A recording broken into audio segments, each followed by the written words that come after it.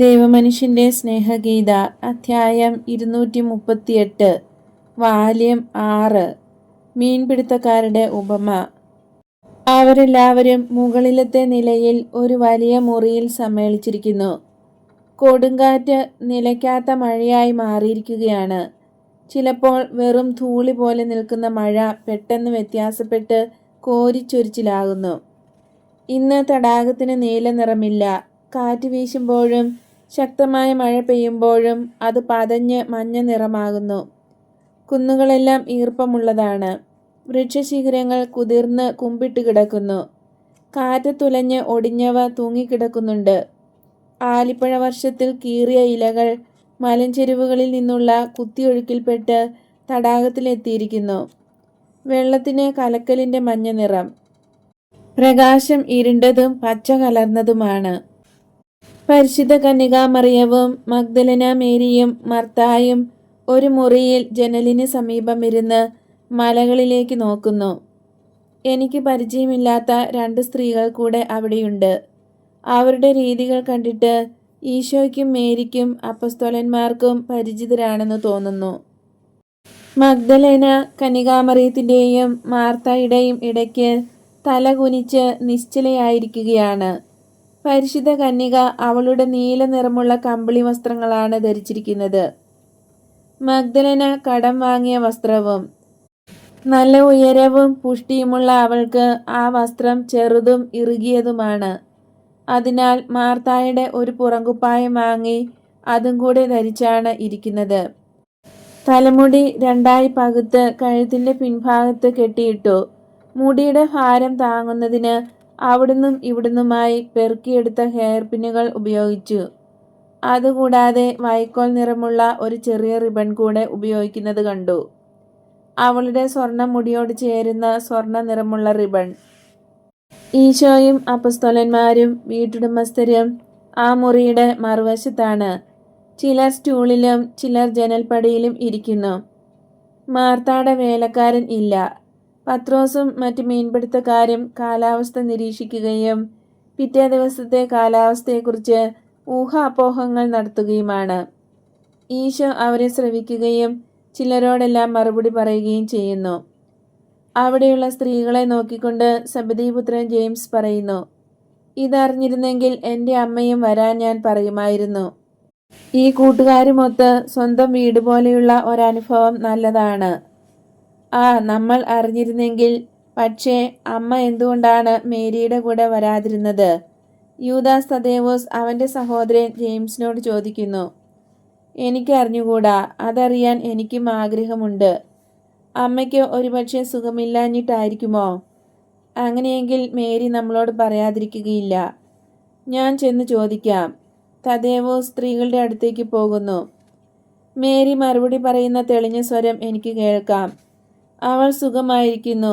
ഈ ചൂടിൽ അവൾ കൂടുതൽ ബുദ്ധിമുട്ടാൻ ഞാൻ ആഗ്രഹിക്കുന്നില്ല.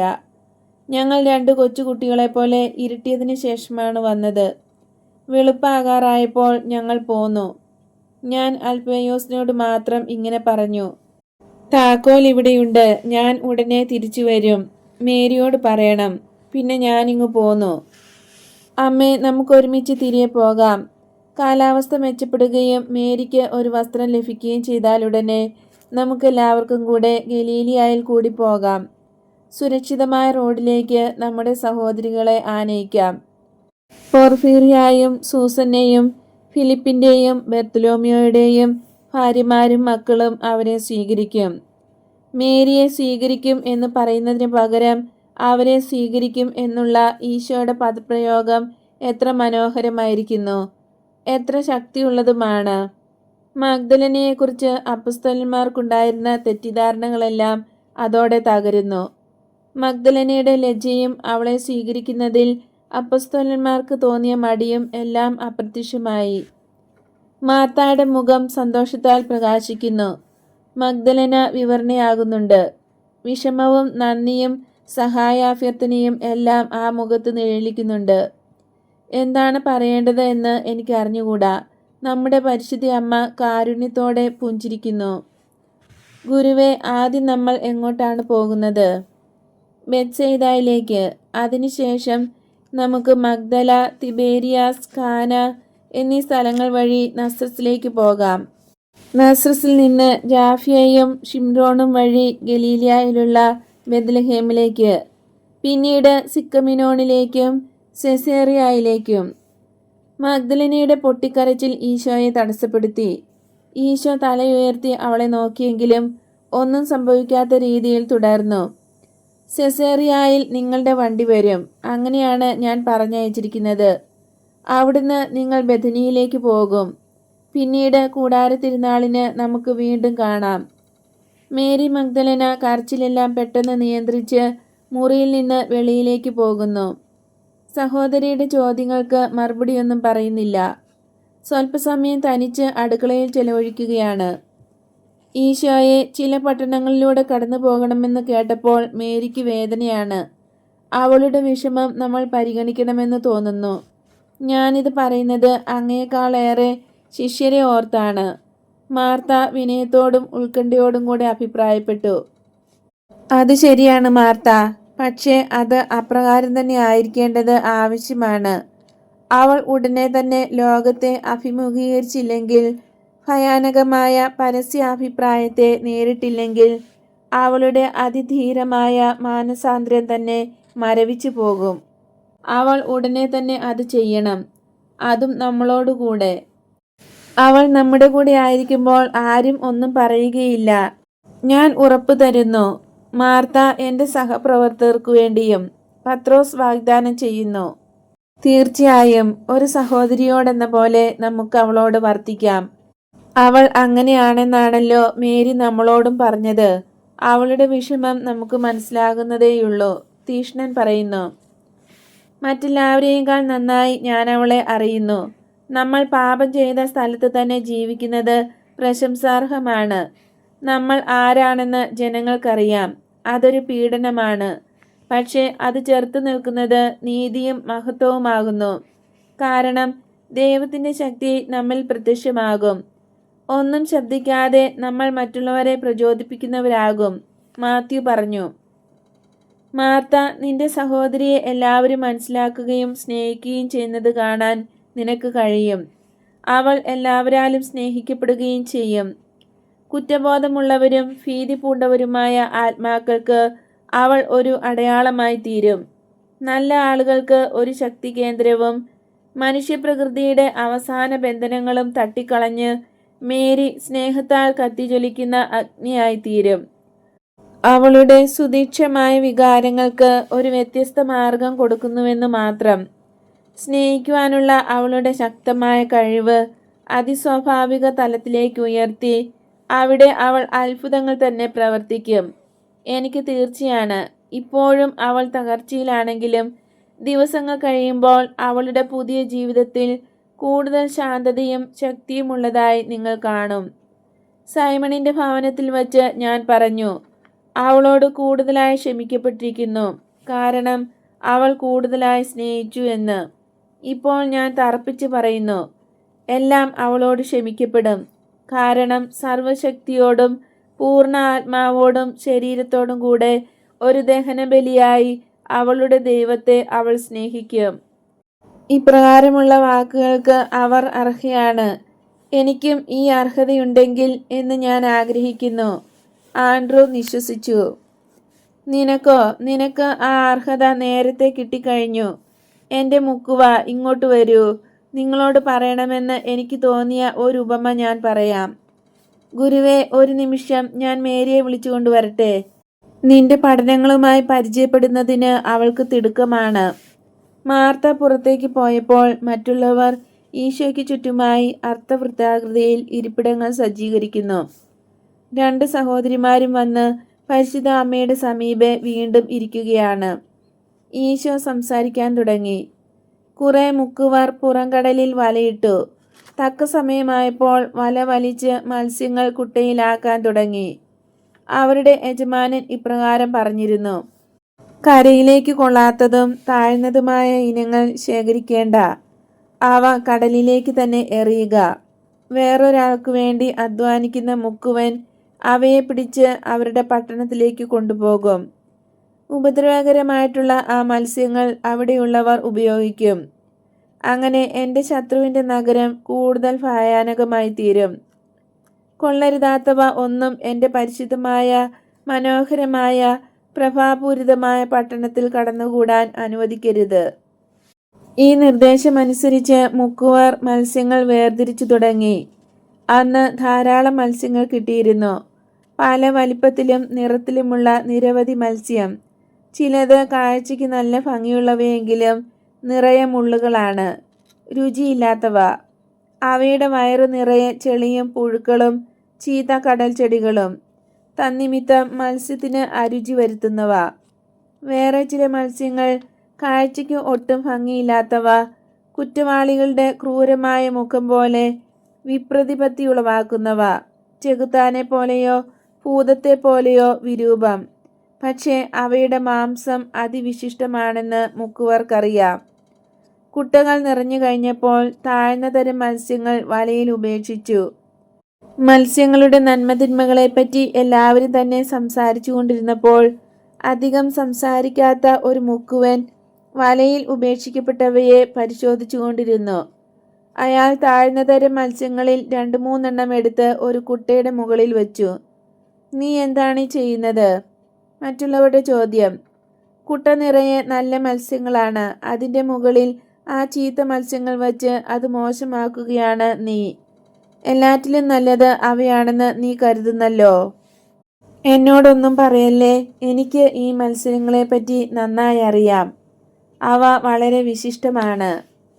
ക്ഷമയും വൈദഗ്ധ്യവുമുള്ള മിതഭാഷിയായ ആ മുക്കുവൻ ഏറ്റവും നല്ല മത്സ്യങ്ങളെ തിരഞ്ഞെടുത്തതിൽ സന്തോഷിച്ച് യജമാനൻ അവനെ അനുഗ്രഹിച്ചു. ഇതാണ് ഉപമ. ഇനിയും ആ ഉപമയുടെ അർത്ഥം ശ്രവിച്ചുകൊള്ളുക. മനോഹരമായ വിശുദ്ധമായ പട്ടണത്തിൻ്റെ യജമാനൻ കർത്താവായ ദൈവമാണ്. മുക്കുവർ എൻ്റെ ശിഷ്യരും, മത്സ്യങ്ങൾ മനുഷ്യ സമൂഹവും, കടൽ ലോകവുമാണ്. അവിടെ എല്ലാ തരത്തിലുള്ള ആളുകളുണ്ട്. നല്ല മത്സ്യങ്ങൾ വിശുദ്ധരായവരാണ്. ഭീകര പട്ടണത്തിൻ്റെ യജമാനൻ സാത്താനും ഞെട്ടിപ്പിക്കുന്ന പട്ടണം നരകവുമാണ്. അവൻ്റെ മുക്കുവർ ലോകവും ജഡവും ദുഷ്ടവികാരങ്ങളുടെ അവതാരങ്ങളായ പിശാചുകളും മറ്റു മനുഷ്യരെ ദുഷിപ്പിക്കുന്ന ചീത്തയാളുകളുമാകുന്നു. ചീത്ത മത്സ്യങ്ങൾ സ്വർഗരാജ്യത്തിന് അർഹതയില്ലാത്ത നശിച്ചുപോയ ആളുകളാണ്. ദൈവത്തിൻ്റെ പട്ടണത്തിലേക്ക് മത്സ്യങ്ങളെ തിരഞ്ഞെടുക്കുന്ന മുക്കുവരുടെ ഇടയിൽ ക്ഷമയും വൈദഗ്ധ്യവുമുള്ള ആ മുക്കുവനെ അനുകരിക്കുന്നവർ എപ്പോഴും ഉണ്ടായിരിക്കും. തൻ്റെ സഹമുക്കുവർ കാഴ്ചയ്ക്ക് നല്ലതായി തോന്നുന്ന മത്സ്യങ്ങളെ തിരഞ്ഞെടുക്കുമ്പോൾ അയാൾ ക്ഷമാപൂർവം അവർ ഉപേക്ഷിച്ചവയുടെ ഇടയിൽ വീണ്ടും തിരയുന്നു. ചില മുക്കുവർ പലതും കാണുകയില്ല. മൗനവും നല്ല ശ്രദ്ധയുമുണ്ടെങ്കിലേ അവരുടെ ജോലി വിജയിക്കൂ. പല നല്ല മത്സ്യങ്ങളും അവർക്ക് നഷ്ടപ്പെടുവാൻ ഇടയാകുന്നു. വേറെ ചില മുക്കുവരുണ്ട്. അവർ അസഹിഷ്ണുത നിമിത്തം ബാഹ്യമായ ചില കുറവുകളുള്ള വളരെ മത്സ്യങ്ങൾ അവർക്ക് നഷ്ടപ്പെടാൻ ഇടയാക്കുന്നു. എനിക്കായി പിടിച്ചെടുത്ത മത്സ്യങ്ങളിലൊന്നിന് അതിൻ്റെ കഴിഞ്ഞകാല പോരാട്ടങ്ങളിലേറ്റ മുറിവും ഒരുപക്ഷെ അവയവങ്ങളിൽ ചിലതിൻ്റെ നഷ്ടവും ഉണ്ടായിട്ടുണ്ട് എന്ന് സങ്കല്പിക്കുക. ഇവയൊന്നുകൊണ്ട് അവയുടെ ചൈതന്യത്തിന് മുറിവേറ്റിട്ടില്ലെങ്കിൽ മുൻ പറഞ്ഞ അടയാളങ്ങൾ കൊണ്ടെന്ത്? ഒരു കുറവുമില്ല. ശത്രുവിൻ്റെ പിടി വിടുവിക്കുവാനുള്ള ശ്രമത്തിൽ മുറിവുകളേറ്റ് ആ മുറിവുകളോടെയാണ് അത് നിങ്ങളുടെ പക്കൽ വരുന്നതെങ്കിൽ അതിൻ്റെ മനസ്സ് ദൈവസ്നേഹത്തിനായി ഉറപ്പിക്കപ്പെട്ടിരിക്കുന്നു എന്ന് കണ്ടാൽ എന്തിനാണ് സന്ദേഹം? ഒരു സന്ദേഹവും വേണ്ട. പരീക്ഷിക്കപ്പെട്ട ആത്മാക്കൾ വിശ്വസിക്കപ്പെടാവുന്നതാണ്.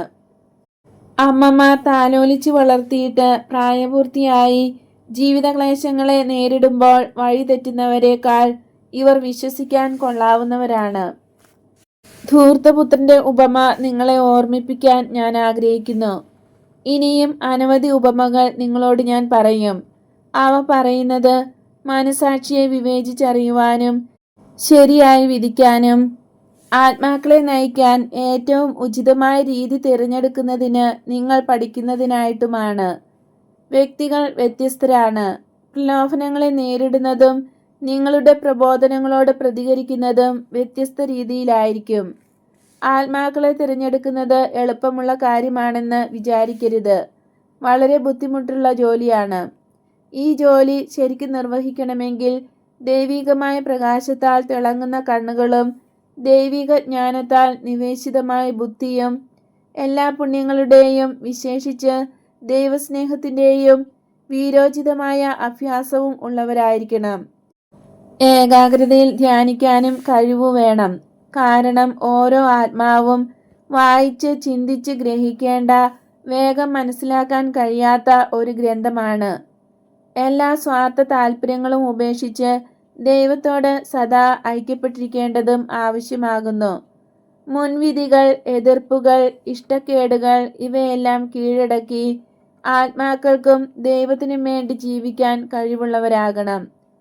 ഒരു പിതാവിനെ പോലെ കാരുണ്യവും ഒരു യോദ്ധാവിനെ പോലെ കാഠിന്യവും ആവശ്യമാണ്. ഉപദേശങ്ങളും പ്രോത്സാഹനവും കൊടുക്കുന്നതിൽ കരുണ. അത് അനുവദനീയമല്ല. നീ അത് ചെയ്യരുത്, അഥവാ ഇത് ശരിയാണ്, നീ ഇത് ചെയ്യണം എന്ന് പറയുന്നതിൽ കാഠിന്യവും. കാരണം ഇതാണ്, ഇക്കാര്യം ശ്രദ്ധാപൂർവം മനസ്സിലാക്കണം. ധാരാളം ആളുകൾ നരകത്തിലേക്ക് എറിയപ്പെടുന്നു. പാപികളുടെ ആത്മാക്കൾ മാത്രമല്ല, സുവിശേഷ പ്രഘോഷകരായ മുക്കുവരുടെ ആത്മാക്കളും ഉണ്ടായിരിക്കും. തങ്ങളുടെ ശുശ്രൂഷയിൽ പരാജയപ്പെട്ട് അങ്ങനെ അനേകം ആത്മാക്കളെ നഷ്ടപ്പെടുത്തുന്നവർ. ആ ദിനം വരും ലോകത്തിന്റെ അവസാന ദിനം, പൂർണ്ണമാക്കപ്പെട്ട ഒരിക്കലും അവസാനിക്കാത്ത ജെറുസലേമിന്റെ ആദ്യത്തെ ദിനം. അന്ന് ദേവദൂതന്മാർ ഉപമയിലെ മുക്കുവരെ പോലെ വിധികർത്താവിന്റെ മാറ്റമില്ലാത്ത ആജ്ഞയനുസരിച്ച് നീതിമാന്മാരെ ദുഷ്ടന്മാരിൽ നിന്ന് വേർതിരിക്കും. നല്ലവർ സ്വർഗത്തിലേക്ക് പ്രവേശിക്കുകയും ദുഷ്ടന്മാർ നിത്യാഗ്നിയിലേക്ക് എറിയപ്പെടുകയും ചെയ്യും. മുക്കുവരെയും മത്സ്യങ്ങളെയും കുറിച്ചുള്ള സത്യം ഇപ്പോൾ എല്ലാവരും അറിയും. കപടഭക്തിയെല്ലാം പൊളിയും. ദൈവത്തിന്റെ ആളുകൾ അവരായിരിക്കുന്ന വിധത്തിൽ പ്രത്യക്ഷരാകും. അവരെ നയിച്ചവരും അവരാൽ നയിക്കപ്പെട്ട് രക്ഷ പ്രാപിച്ചവരും കൂടെയുണ്ടായിരിക്കും. ബാഹ്യമായി മോടി കുറഞ്ഞവരും പീഡിപ്പിക്കപ്പെട്ടവരുമായ അനേകം ആളുകൾ സ്വർഗത്തിലെ ഏറ്റവും ശോഭയേറിയവരാണ് എന്ന് അപ്പോൾ നമ്മൾ കാണും. ശാന്തതയും ക്ഷമയും നിറഞ്ഞ മുക്കുവരാണ് ഏറ്റവും അധികം പ്രവർത്തിച്ചതെന്നും അവർ രക്ഷിച്ച ആത്മാക്കളുടെ എണ്ണം അനുസരിച്ച് അത്രയും രത്നങ്ങളോടെ അവർ പ്രശോഭിക്കുന്നുവെന്നും നമ്മൾ കാണും. ഞാൻ ഉപമയും അതിൻ്റെ വ്യാഖ്യാനവും പറഞ്ഞു കഴിഞ്ഞു. അപ്പോൾ എൻ്റെ സഹോദരൻ, ഓ എന്നാൽ പത്രോസ് ആൻഡ്രുവിനെ നോക്കുന്നു, അതിനുശേഷം മഗ്ദലിനെയും. ഇല്ല സൈമൺ, എനിക്ക് അവിടെ മഹിമയൊന്നുമില്ല, എല്ലാം ഗുരു ചെയ്ത ജോലികളാണ്, ആൻഡ്രു പരമാർത്ഥതയോടെ പറയുന്നു. അപ്പോൾ മറ്റുള്ളവർക്ക്, അതായത് സാത്താൻ്റെ ആളുകൾക്ക് ശേഷിച്ചവയെല്ലാം കിട്ടുമോ? ഫിലിപ്പ് ചോദിക്കുന്നു. അവർ ഏറ്റവും നല്ലവരെ പിടിച്ചെടുക്കാൻ ശ്രമിക്കുന്നു, അതായത് കൃപാവരത്തിൻ്റെ അത്ഭുതങ്ങളാൽ കഴിവുള്ളവരെ തട്ടിയെടുക്കാൻ ശ്രമിക്കുന്നു. സ്വന്തം പ്രലോഭനങ്ങൾ കൂടാതെ മറ്റുള്ളവരെ പ്രലോഭിപ്പിക്കാനുള്ള ഉപകരണങ്ങളാക്കാൻ ഇവരെ പിടിച്ചെടുക്കുന്നു. അല്പം പായസത്തിനായി ജന്മാവകാശം വിൽക്കുന്ന ധാരാളം പേർ ലോകത്തിലുണ്ട്. ഗുരു, അനേകം ആളുകൾ ലോകത്തിൻ്റെ വശീകരണത്തിൽ വഴിതെറ്റിപ്പോകുന്നുവെന്ന് കഴിഞ്ഞ ദിവസം അങ്ങ് പറഞ്ഞല്ലോ. അവർ സാത്താനു വേണ്ടി മീൻ പിടിക്കുന്നവരാണോ? അൽഫയൂസിന്റെ മകൻ ജെയിംസ് ചോദിക്കുന്നു. അതെ എൻ്റെ സഹോദര, ഉപമയിൽ ഞാൻ പറഞ്ഞത് ഇതാണ്. മനുഷ്യൻ സമ്പത്ത് അധികമാകുമ്പോൾ പലവിധ ആനന്ദങ്ങളിലേക്ക് വശീകരിക്കപ്പെടുന്നു. എന്നാൽ സ്വർഗീയ നിധിക്കുള്ള അവകാശം അവന് നഷ്ടമാക്കുകയാണ് ചെയ്യുന്നത്. ഞാൻ ഗൗരവമായി പറയുന്നു, സ്വർണത്തിൻ്റെയും അതിനോട് ബന്ധപ്പെട്ട മറ്റ് ആകർഷണങ്ങളുടെയും വലയിൽപ്പെടാതെ ചേർത്ത് നിൽക്കാൻ 100-ൽ 3-1 ഭാഗത്തിന് മാത്രമേ കഴിയൂ. അവരിൽ തന്നെ പകുതി പേർക്ക് മാത്രമേ വീരോചിതമായി അത് ചെയ്യാൻ സാധിക്കുകയുള്ളൂ. പാപത്തിൻ്റെ അനേകം കെട്ടുകളാൽ സ്വയം ബന്ധിച്ച് ആ ബന്ധനങ്ങൾ നിമിത്തം ലോകം ശ്വാസം മുട്ടി മരിക്കുകയാണ്. നികൃഷ്ടമായ വെറും മായ ആയിരിക്കുന്ന സ്വത്ത് വച്ചുകൊണ്ടിരിക്കുന്നതിനേക്കാൾ ഭേദം ഒന്നും ഇല്ലാതിരിക്കുന്നതാണ്. വിലയേറിയ ഒരപൂർവ രത്നത്തെക്കുറിച്ച് അറിവ് ലഭിക്കുമ്പോൾ അവർക്കുള്ള ചെറിയ രത്നങ്ങളെല്ലാം വിറ്റ് വിലയേറിയ രത്നം വാങ്ങുന്ന ജ്ഞാനികളായ രത്നവ്യാപാരികളെ, അവരെ അനുകരിക്കുവേൻ. പിന്നെ എന്തുകൊണ്ടാണ് അങ്ങ് പറഞ്ഞത്, അങ്ങയെ അനുഗമിക്കുന്നവർക്ക് വിവിധ തരത്തിലുള്ള ജോലിയാണ് നീ ഏൽപ്പിച്ചിരിക്കുന്നതെന്ന്? ആ ജോലികൾ ദൈവത്തിൻ്റെ ദാനമായി ഞങ്ങൾ കരുതണമെന്ന്. സ്വർഗരാജ്യത്തോട് തുലനം ചെയ്യുമ്പോൾ അവ വെറും അപ്പക്കഷ്ണങ്ങൾ പോലെയല്ലേ? ബർത്തലോമ്യോ ചോദിക്കുന്നു. അവ അപ്പക്കഷ്ണങ്ങളല്ല, അവ മാർഗങ്ങളാണ്. എന്നാൽ ജീവിത ലക്ഷ്യം അവയായി തീരുമ്പോൾ അവ അപ്പക്കഷ്ണങ്ങളാകാൻ പാടുണ്ട്. ചിലപ്പോൾ വൃത്തിഹീനമായ വൈക്കോലായി തീരാനും പാടുണ്ട്. മാനുഷികമായ ലാഭത്തിനു വേണ്ടി ഒരു സ്ഥാനം നേടിയെടുക്കാൻ ശ്രമിക്കുമ്പോൾ അത് പരിശുദ്ധമായ ഒരു പദവിയാണെങ്കിൽ തന്നെയും വൃത്തിഹീനമായ വൈക്കോലായി തീരുന്നു. എന്നാൽ നിങ്ങൾ അനുസരണയോടെ അവയെ സ്വീകരിച്ച് സന്തോഷമുള്ള ഒരു ചുമതലയായി സമ്പൂർണ്ണ ദഹനബലിയായും വഹിക്കുമെങ്കിൽ നിങ്ങൾ അതിനെ ഒരപൂർവ രത്നമാക്കി തീർക്കും. ഒരു ദൗത്യം പൂർണ്ണതയിൽ സകല കഴിവും ഉപയോഗിച്ച് നിവർത്തിക്കുക എന്നത് ദഹനബലിയും രക്തസാക്ഷിത്വവും മഹത്വവുമാണ്. അത് കണ്ണീരും വിയർപ്പും രക്തം തന്നെയും ചിന്താൻ ഇടയാക്കിയേക്കും. എങ്കിലും അത് നിത്യമായ ഒരു രാജകിരീടമായി തീരുന്നു. അങ്ങേക്ക് തീർച്ചയായും എല്ലാ ചോദ്യങ്ങൾക്കും ഉത്തരം നൽകാൻ കഴിവുണ്ട്. നിങ്ങൾക്ക് മനസ്സിലായോ? അനുദിന ജീവിത സംഭവങ്ങളെ താരതമ്യപ്പെടുത്തി ഞാൻ പറയുന്നവ. എന്നാൽ അതിസ്വാഭാവിക വെളിച്ചത്തിൽ അതുൾക്കൊള്ളുന്ന അനന്തമായ അർത്ഥത്തെ ഞാൻ വിശദീകരിക്കുന്നത് നിങ്ങൾക്ക് മനസ്സിലാകുന്നുണ്ടോ? ഉവ്വ് ഗുരുവേ, ഞങ്ങൾ മനസ്സിലാക്കുന്നുണ്ട്. കൊള്ളാം. ജനങ്ങളെ പഠിപ്പിക്കേണ്ട വിധം ഇതാണെന്ന് ഓർത്തിരിക്കുക. റബ്ബിമാരുടെയും നിയമജ്ഞരുടെയും രഹസ്യങ്ങളിലൊന്ന് ഇതാണ്. അതോർത്തിരിക്കണം. നിങ്ങളോട് ഞാൻ തർപ്പിച്ച് പറയുന്നു, സ്വർഗരാജ്യം സ്വന്തമാക്കാനുള്ള ജ്ഞാനത്താൽ പ്രചോദിതരായിരിക്കുന്ന നിങ്ങൾ ഓരോരുത്തരും കുടുംബനാഥന്മാരെ പോലെയാണ്. ഒരു കുടുംബത്തിലെ പിതാവ് ആ കുടുംബത്തിന് ആവശ്യമുള്ളവ മാത്രം തൻ്റെ ഭണ്ഡാരത്തിൽ നിന്നെടുക്കുന്നു. കുട്ടികളുടെ നന്മ മാത്രമാണ് അയാളുടെ ലക്ഷ്യം. അതിനുപകരിക്കുന്ന പഴയതും പുതിയതുമായ കാര്യങ്ങൾ അയാൾ തിരഞ്ഞെടുക്കും. മഴ മാറിയല്ലോ, സ്ത്രീകൾ വിശ്രമിക്കട്ടെ. നമുക്ക് തോബിത്തിൻ്റെ പക്കലേക്ക് പോകാം. അങ്ങേ ലോകത്തിൻ്റെ പുലരി കാണാൻ ആത്മീയ കണ്ണുകൾ താമസിയാതെ തുറക്കും. സ്ത്രീകളെ, നിങ്ങൾക്ക് സമാധാനം.